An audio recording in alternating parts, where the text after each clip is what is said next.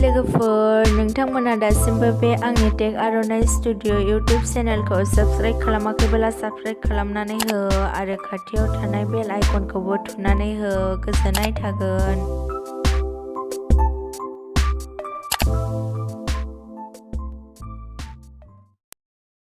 खुलुमबाय आं आरो बिस्वजित दैमारिया दिनै फिन बुंबावदों बयखौबो थांखिनानै दिनैनि बे खैफोदनि सम आरो जेराव मोनसे जोबस्रांनाय मोनसे बिजानु फैदों बा भाइरास फैदों कर'ना भाइरास होननानै जायखौ बयबो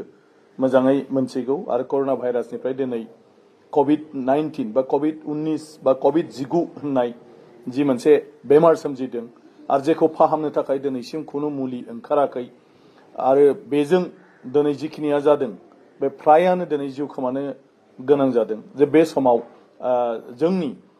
गोबां रायजो राजाफोरखौनो माने बे बेलायाव बाराद्राय सिरियास जायैखौ नुदों आरो बेखौ नुनानै एसे साननो गोनां जानानै फैदों बेखौ आङो मोनदांदों जे दिनैहाय सारा भारत नाङैनो फैगौ 14 एप्रिलसिम लकडाउन खालामनाय जादों। लकडाउन माने टटेलि बन्द खालामनाय जादों। खारना जाहैबाय जिहेतु बे बेमारखौ सोखानो हाया आरो बे बेमारा सन्देरोब्ला जायनाव नांगोन बा जायखौ लोगो मोनगोन जायजों थागोन बेनावनो सन्देरफायो। बेखौ होबथानो थाखाय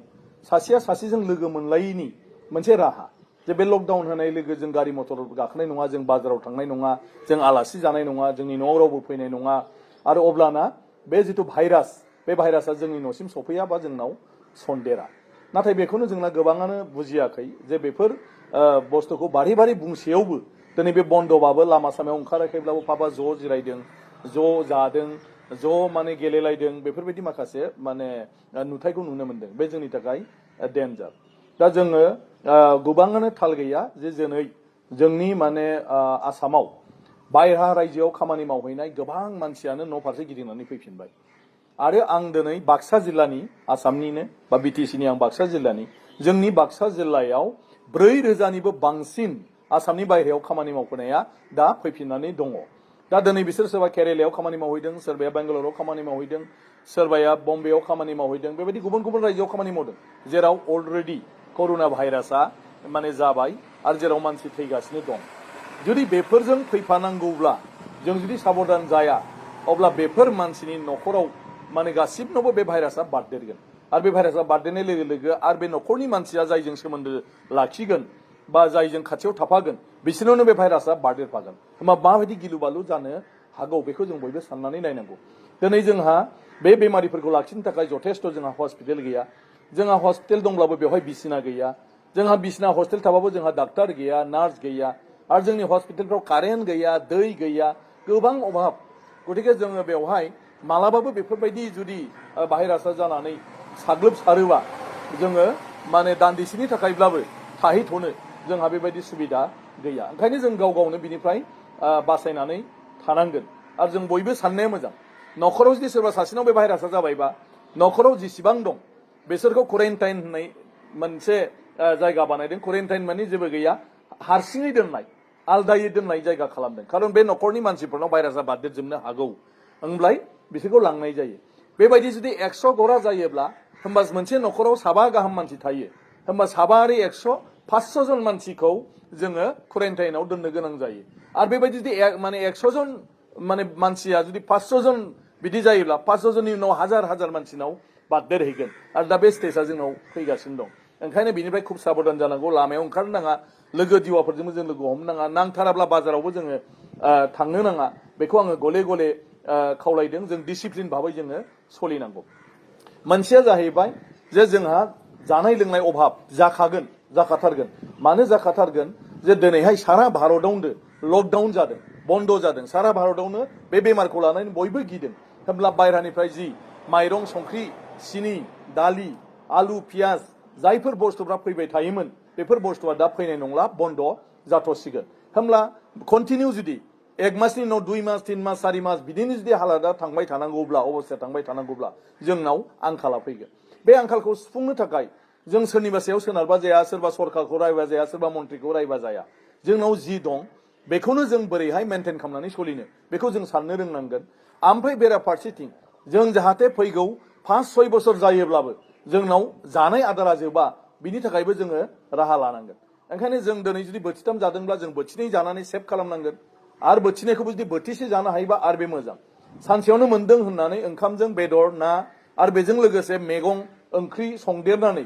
सानसेयावनो जों बुरजा जोंनि आदारखौ फोजोबनानै लायाजासे जोङो लिमिट जानो सोलोङोबा मोजां जे जों जुदि दिनैहाय दाउ बेदर जागोनबा जों दालिबो जानो नाङा मैगंबो होफानो नाङा लाब्राबो होफानो नाङा जों बे बेदरखिनिखौल' जानानै थाबानो जाबाय दाउबा दाउ बिदि संनानै जाब्लानो जाबाय बेयाव आरो आलुबो होनो नाङा दस्रा मैगं होनो नाङा बेखौ जोङो गाबोन जानो थाखाय लाखिनानै दोन थिग बेबायदिनो गोबाव सम जाय मैगङा थायो बे मैगंखौ जों दा नस्थ' खालामनानै लानो नाङा जोगोनारा गोबाव थायो 6 मासबाबो जों जाजायो जोगोनारखौ दा बाहाय खुमब्राखौ दा बाहाय लावफोरखौ दा बाहाय जेसेबां जोंहा कबि दं जोंहा बेफोरबायदिनो माखासे बिलाइनि मैगं दं बेन्जिफोर दं बेफोर मैगंफोरखौ जोङो जा जोंहा खांख्रिंगला दं जोंहा पटल दं जोंहा जुदि बेफोरबायदि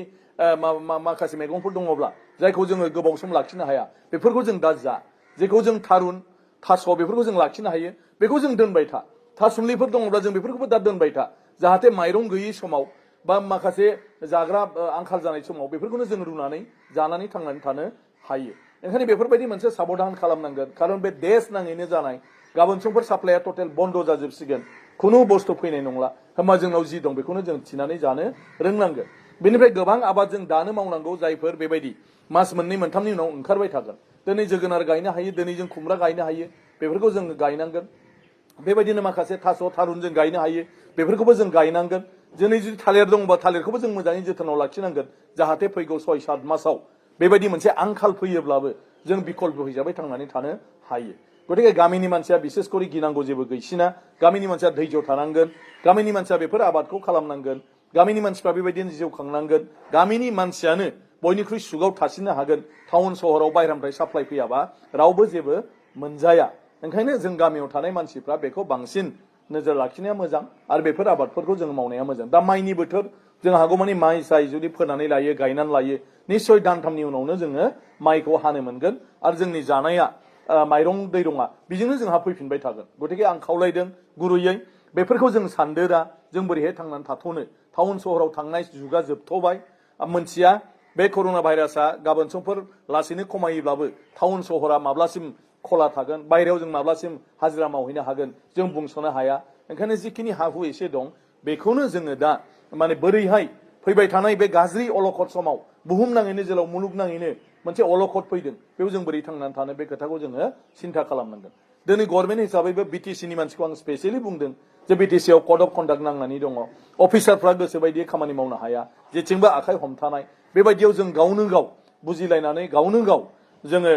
राहा लामा लानांगोन सोरनिबा सरखारनिफ्राय फैनानै सोरबा अफिसारा फैनानै बुंफैनायखौ जोङो नेनो नाङा दिनै कड अफ कन्डाक्ट दं राजखान्थि हान्जाफ्राबो जिहेतु कड अफ कन्डाक्ट दं जिखुनु समाव इलेक्सन जानो हागौ होननानै सानदों बेखायनो बिथांमोनाबो राजखान्थियारि नोजोरजों नायनानै गावबा गाव राजखान्थियारि देरहानाय जेननायनि बाथ्राखौ थारैनो सानगोन जों बेफोरखौबो दाय हमनानै आरो लाब गैला दा जों जेरै हागौ गाव गावनो जों बोरैहाय थांनानै थानो हायो आरो फैबाय थानाय समाव बोरैहाय बे आंखालनिफ्राय बारग'नो हायो आरो बे गिलु बालु भाइरासनिफ्राय जों मालायजों लोगो लादेरा जासे खुनु भाइरास गोनां मानसिनिफ्राय जोंनाव हाबदेरा जासे जों बोरै थानो हायो हारसिङै बे मास मोनसेसोखौ बेखौ जों गाव गावनो मानसिक भाबै प्रस्तुत जानांगोन जों गावनि गोसोखौ थिग खालामना लानांगोन आरो बेफोरखौ जुदि जों खालामनो हायो जोङो हामगोन ओंखायनो आंनि खावलायनाया बेनो बे अलखद समाव जोङो मानिनानै सोलै बे लकडाउनखौ जों खुनु बायरायाव ओंखारनो नाङा नांथाराब्ला आरो जि दं बेखौनो जा आरो बे जानाय बेसादखौ सानसेयावनो जों फोजोबनानै लानो नाङा एसे एनै उननि समखौ जों नायहरनांगौ जाहाथे 5-6 बोसोर